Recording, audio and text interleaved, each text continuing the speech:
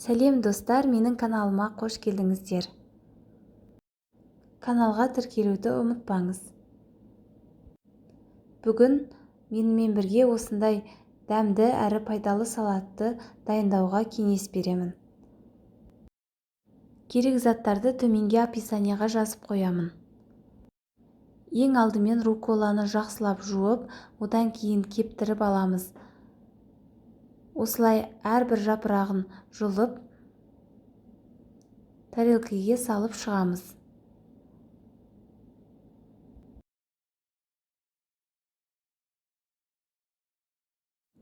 Рукколаның барлығын осылай тарелкаға орналастырып алып, үстіне қызылша мен апельсинді қойып шығуымыз қажет.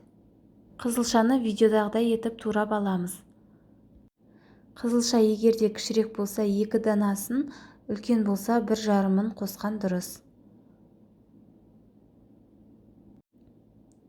Апельсинді 4-ке бөліп қабығынан ашып аламыз.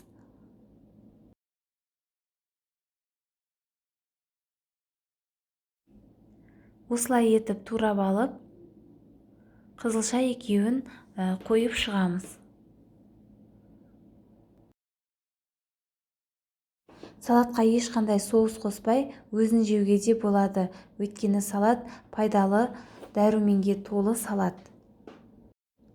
Мен 1 ас қасық лимон согына 2 ас қасық оливковое масло, одан кейін апельсиннің 1/4 бөлігінің согын сығып саламын. Қасықтың ұшымен тұз, қасықтың ұшымен қант салып араластырып, соус дайындап аламын. Одан кейін осы соусты салаттың бетіне құйып шығамын.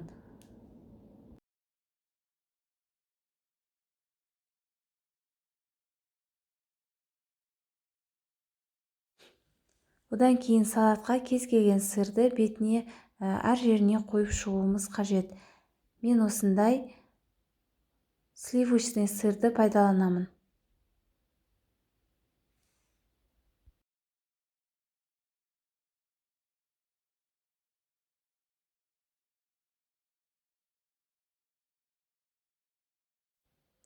Бетіне грек жаңғағын, болмаса кедровый орех немесе кунжутты сеуіп дастарханға ұсынуға болады. Етпен бірге ұсынуға осындай жеңіл әрі пайдалы салатты дайындауға кеңес беремін.